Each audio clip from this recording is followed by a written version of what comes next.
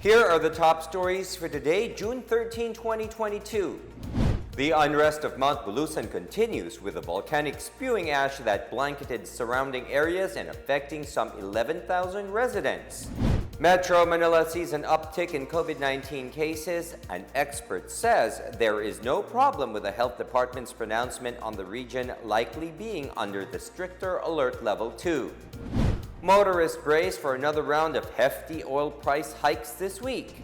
And arigato Japan, outgoing President Rodrigo Duterte feats the East Asian nation for its contribution to Manila's economic development, citing its efforts to complete the Metro Manila subway project.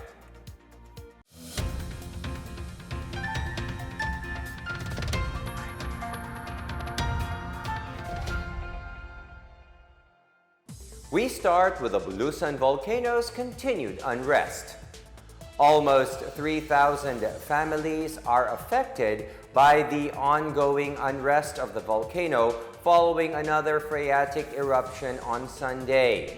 The Office of Civil Defense in Bicol says the affected families are from barangays Puting Sapa, Anog, Nuraburan, Katanausan, Bacolod, Rangas, Calateo, Sipaya, Aroroy, Mabini, Inlagadian, San Juan, Escuela, and Tigbao.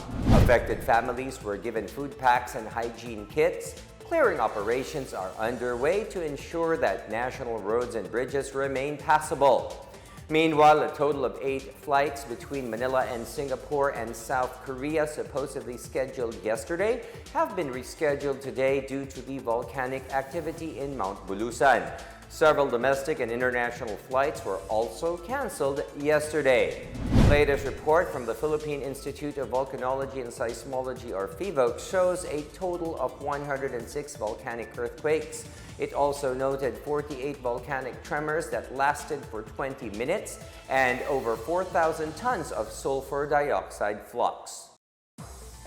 The alert level in Metro Manila will have to be escalated to level 2 if COVID-19 cases continue to increase. This according to a health expert who sees no issues with raising the alert level. Infectious disease expert Dr. Ronjin Solante said if cases in Metro Manila begin to rise at a moderate level, raising the alert level must be done. This means measures to curb the spread of COVID-19 should be implemented to prevent it reaching the critical level. Solante said Metro Manila being under moderate risk means everyone must be careful and the healthcare system must be monitored. On Sunday, the country recorded 308 new COVID-19 cases, the highest daily count in nearly 2 months. The health department says the escalation of Metro Manila to alert level 2 is possible if cases and hospital admissions due to COVID-19 will continue to increase. The Philippine National Police, or PNP, makes it clear it will take the lead of the national government in enforcing mask mandates amid the COVID-19 pandemic. And this covers the province of Cebu. Speaking to reporters in Camp Crame on Monday, PNP officer in charge Lieutenant General Vicente Danao Jr., however, says while they respect Cebu Governor Gwen Garcia's mandate, they have to implement the rules set by the Interagency Task Force. Garcia earlier ordered that wearing face masks are now optional in outdoor areas and well-ventilated areas in the province.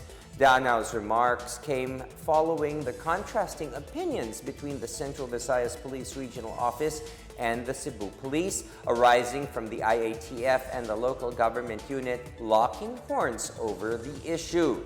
He adds police officers must follow the lead of the national government or just resign from their post if they cannot do so.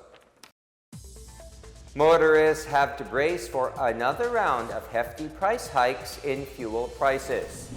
In separate advisories, oil companies will hike diesel prices by more than 4 pesos per liter and gasoline prices by more than 2 pesos per liter. Kerosene will also be more expensive by almost 5 pesos per liter. The latest round of fuel price hikes comes amid the continued oil embargo imposed by some European nations against Russia, as well as the easing of coronavirus curbs in China, which results in higher demand.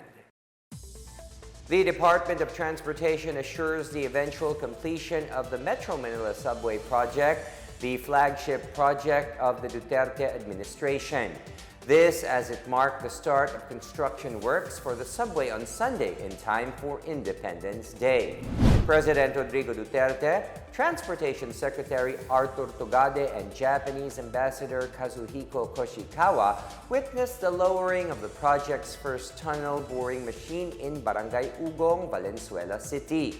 They also took part in the unveiling of the state-of-the-art train simulator for the Philippines Railways Institute and an inspection of the subway's depot in Barangay Ugong.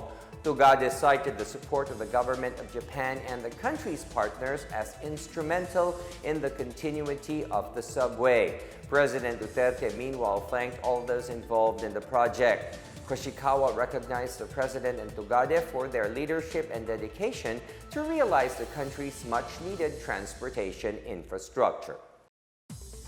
President Rodrigo Duterte is thankful for the support of the Japanese government for the completion of the country's first-ever Metro Manila subway project.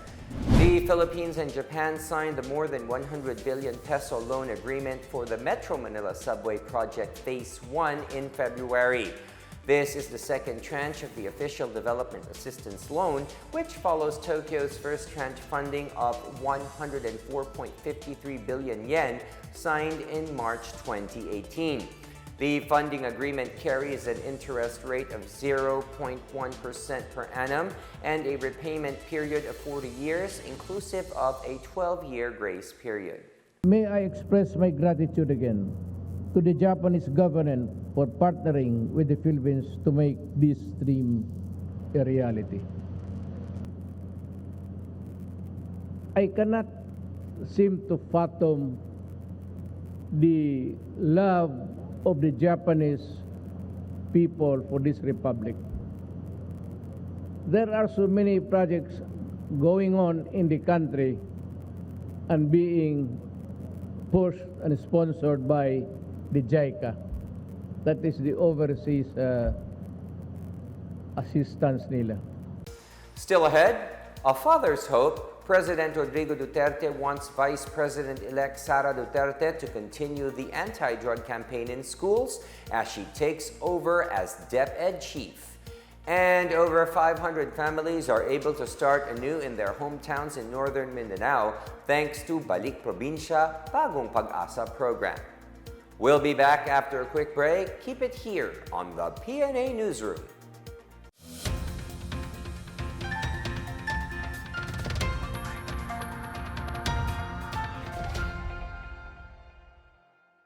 Tandaan ang tamang paraan ng paghuhugas at paglilinis ng kamay upang makaiwas sa iba't ibang karamdaman. Basain ng tubig ang mga kamay at sabunin. Unang sabunin ang mga palad at ang likod ng mga kamay. Kuskusin na maigi ang pagitan ng mga daliri at maging ang mga kuko. Isunod ang pagitan ng mga hinlalaki at kuskusin ng paikot ang mga dulo ng mga daliri sa magkabilang palad. Banlawang mabuti ang mga kamay sa malinis na tubig at patuyuin ang mga kamay gamit ang single-use towel o air dryer. Basta't sama-sama at laging handa, kaya natin to! Isang paalala mula sa DOH, PCOO, KBP at ng himpilang ito. Alamin kung paano ang tamang pagsusuot ng surgical mask. Una, hawakan ang mask sa strap at siguruhing natatakpan nito ang inyong bibig at ilong. Tandaan, ang may kulay na bahagi ng mask ang dapat nasa labas. Ito lamang ang tamang paraan ng pagsuot nito. Ihulma ang nose piece o maliit na metallic strip ayon sa hugis ng inyong ilong. Iwasan ang paghawak sa inyong ilong at bibig. Kung marumi na ang mask, hubarin ito gamit ang strap at itapon ito sa isang basurahan. Siguruhin ang maayos na paghuhugas ng kamay gamit ang sabon at tubig. Ang surgical mask ay dapat gamitin ng mga pasyenteng may sakit sa baga o mga taong mayroong ubo, sipon at lagnat, mga nag-aalaga sa mga may sakit, at mga healthcare at frontline workers. Maaari ring magsuot nito kung kayo ay pupunta sa matataong lugar. Basta't sama-sama at laging handa, kaya natin to! Isang paalala mula sa DOH, PCOO, KBP at ng himpilang ito.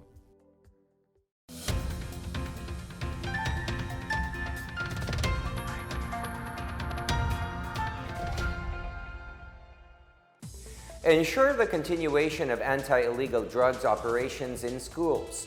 This is the request of President Rodrigo Duterte to his daughter, incoming Vice President Inday Sara Duterte, who has accepted the offer to become Education Secretary under the Marcos administration. The president, during the lowering of the tunnel boring machine of Metro Manila subway project in Valenzuela City, said the youth are among the most vulnerable and the most affected by illegal drug use. He said he took it up upon himself to launch his aggressive crackdown on illegal drugs because nobody would do it for the country. He also appealed to the police and military to sustain the momentum in the government's fight against illegal drugs. I would like to appeal to everybody that drugs, especially the military and the police and the Coast Guard who are here, never give up the fight against drugs. Kung wala na ako, sabihin ko na lang kay Inday, take over. Ikaw nang kunin mo yung trabahong, biro mo yung Department of Education, maraming bata dyan. Pagka tinamaan yung mga bata, there will be a family dysfunction. And there are plenty. So mag-away yan, pati mga bata, wala na. For President Rodrigo Duterte, visiting the West Philippine Sea as a civilian is a gamble. However, he still wants to push through with the idea, noting the importance of the country's continued fight for Philippine sovereignty in the disputed waters. Duterte said he wants to someday join the Philippine Coast Guard on its visit to the West Philippine Sea. Duterte acknowledged that China has laid claim to almost 90% of the South China Sea, but reiterated that the Philippines could not afford to go to war with China. He said that he is praying that the Philippines and China could resolve the sea row by discussion. Kaibigan ko si President Xi Jinping, and we have talked a lot in the so many visits that I did in the past years. Pero I made it clear to him, giklaro ko lang sa kanya, na we cannot give up sovereignty over the waters sa Philippine Sea. Ako, I'm praying that this can be sorted out by just talking. Unity is the key to a better future. This is the message of several lawmakers as they find ways to uplift the lives of the Filipino people. During yesterday's commemoration of the country's 124th Independence Day, neophyte Senator Robin Padilla said Filipinos should discard divisiveness and face the country's problems as one. Sa mga oras na to, tayo mga Pilipino ay hiwa-hiwalay. Tayo po ay pinaghihiwalay ng politika na napakapangit, napakasagwa tingnan sapagkat hindi naman tayo nanalo laban sa mananakop dahil tayo'y nag-away-away. Tayo'y nanalo dahil tayo'y nagkaisa. Returning Senator Francis Chis Escudero meanwhile encouraged Filipinos to be deserving of the freedom that heroes fought for. Senator Aquilino Coco Pimentel said he is hoping that every Filipino will continue valuing and safeguarding independence. For Senator Grace Poe, she said the freedom fought for should be remembered and treasured as a united country. Senator Juan Miguel Zubiri said they will work to free Filipinos from poverty, hunger, and the COVID-19 pandemic.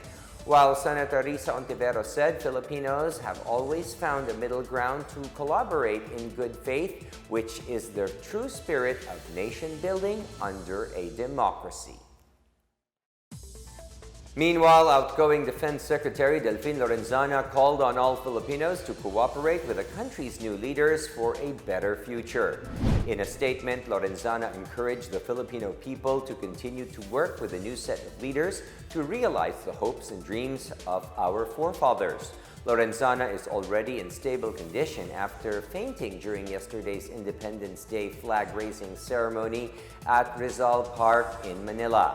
Lorenzana, in his photo uploaded on his Facebook account, is all smiles and gives the thumbs up sign to assure he's feeling fine.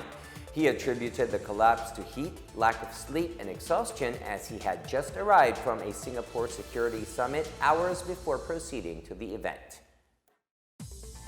A total of 515 families have started their lives anew in northern Mindanao province through the government's Balik Probinsya Bagong Pag-asa or BP2 program. The total number of beneficiaries were dispatched during the first half of the year, the latest of which are 10 families who arrived on May 31st. Under the said program, beneficiaries were given a 50,000 peso livelihood settlement grant and transitory shelter or rental subsidies while waiting for their permanent housing assistance. The local government units and village officials are tasked to monitor the families to ensure that the grants were properly spent on their livelihood and welfare. At least 1,100 jobs will be created in the Philippines as 3 Israeli companies have expressed their interest to expand their operations in the country. Economic attaché and head of the economic mission of Israel Embassy, Tomer Havi, said software development company Amdocs, agro-business firm LR Group, and information technology and business process outsourcing company Maroons Holdings are the companies that submitted their letters of intent to the Department of Trade and Industry or DTI.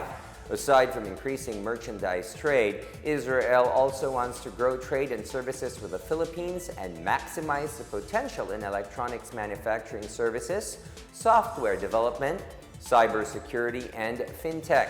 Trade Secretary Ramon Lopez said early harvest from these companies could be around $150 million per year.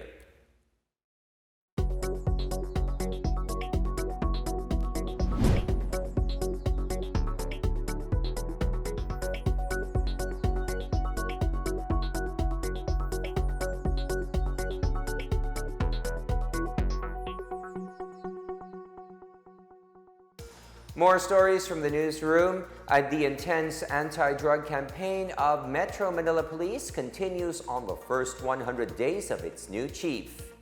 And longing to visit our East Asian neighbors, say annyeonghaseyo and konnichiwa to the dream through a 3-day travel expo later this month. Details ahead. Stay with the PNA Newsroom.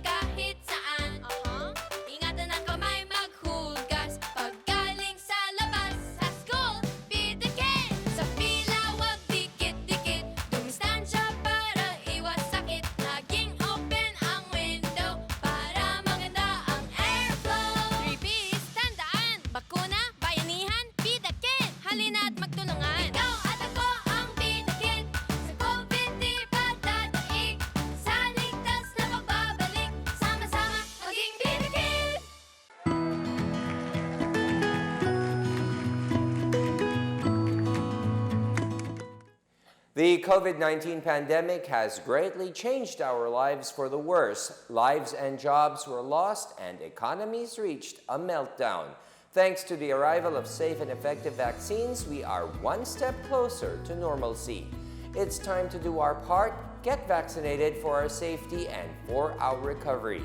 If you are there in that community, go there and have yourself vaccinated by any of the vaccines available. They are all potent, they are all effective. I would like to appeal to all our kababayans, please get vaccinated against COVID-19 and be the government partner in preventing further spread of the disease. I encourage you to get vaccinated as soon as possible time. These vaccines are safe and they are the key to reopening our society. The need for international solidarity and cooperation cannot be made clearer than this pandemic, because everyone is safe. No one is safe globally until everybody is safe. Vaccines work.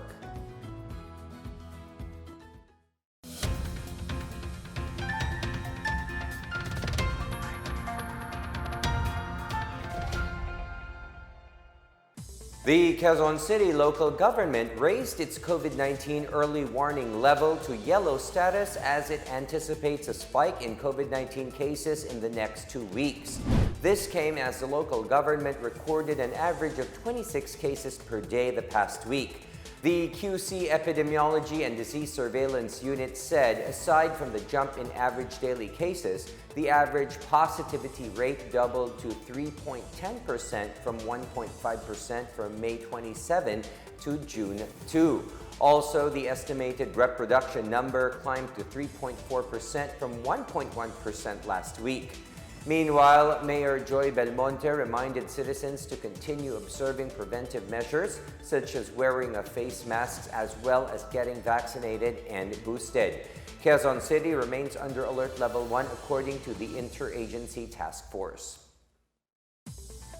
An information staff of the New People's Army has surrendered to the 30th Infantry Battalion of the Philippine Army last Friday.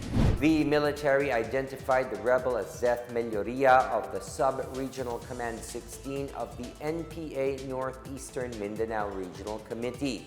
Melloria brought volumes of subversive documents and articles when he presented himself to the 30 IB commander, Lieutenant Colonel Ryan Charles Calianta.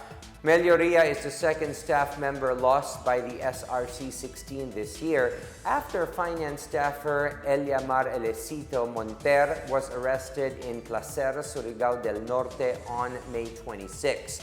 Calianta called on the remaining active NPA members to return to their families that are waiting for them.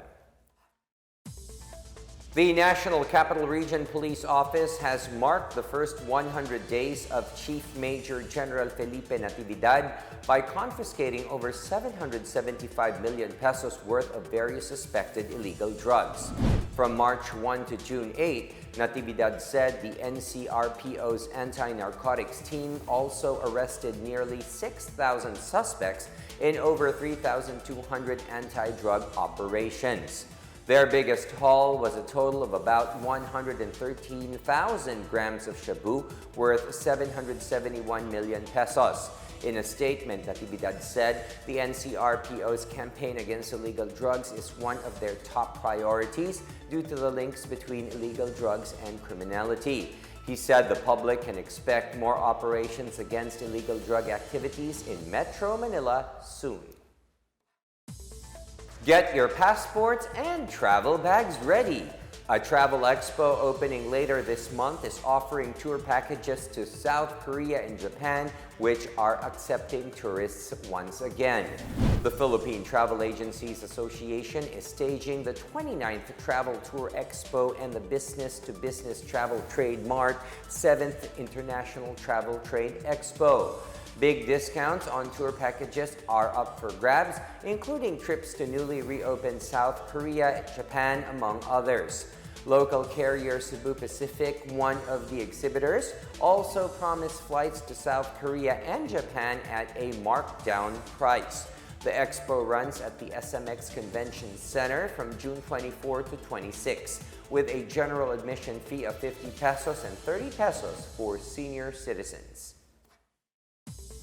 Some 89 residents of Piagapo, Lanao del Sur have finished their studies to the alternative learning system as the government works on providing formal education and prevent the spread of insurgency. More on this from Claire Guiguet.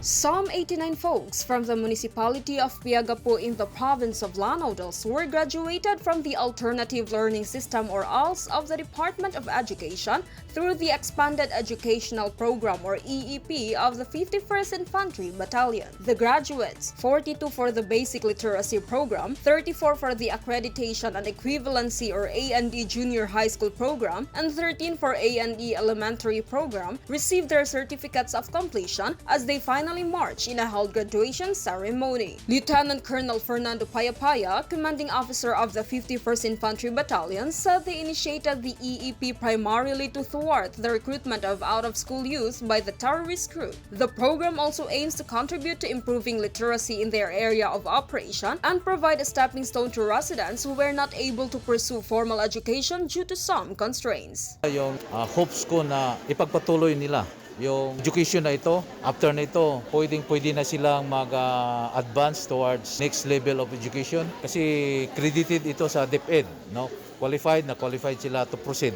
Nakandak na natin yung evaluation and yet hindi sila makasama dito kung hindi sila pumasa sa validation. Aslia Calandada, one of the ALS graduates, expressed her gratefulness to the implementers of the program. The 25-year-old completer said she stopped going to school to take good care of her family and that she cannot pursue formal education due to financial constraints. For her, the ALS program is an opportunity to continue her education, which she sees as very important. Nagpapasalamat po kami kasi bigyan po nila kami ng chance mag-aral ulit. Malaking tulong po ang nakuha namin sa ALS dahil madadala namin to sa pang-araw-araw namin kabuhayan at sa future. Meanwhile, Payapaya said he would recommend to his successor to continue the literacy program to help more residents. He also hopes that the completers would continue their studies and advance to the next level. Another batch of EEP ALS learners, this time from the municipality of Madalum in the same province, will also receive their certificate of completion within this month. For PNA Newsroom, Claire Gighe of the Philippine Information Agency, Lanao del Sur.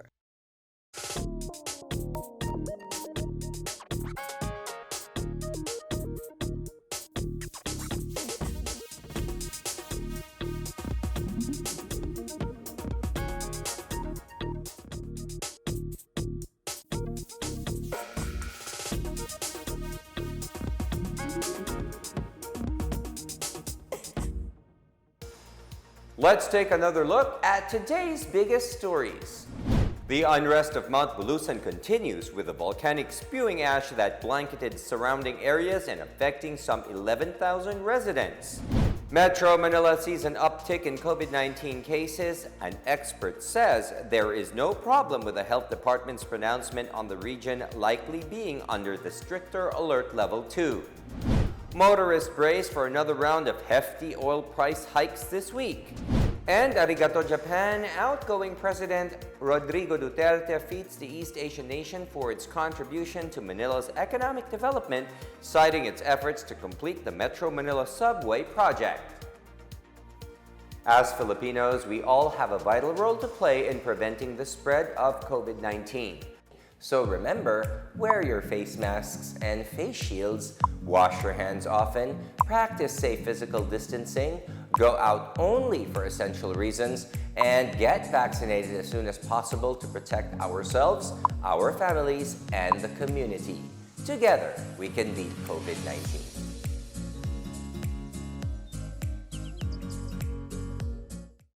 Thank you for watching another episode of the PNA Newsroom. For more news content, check our webpage or log onto the Philippine News Agency's Facebook and Twitter accounts.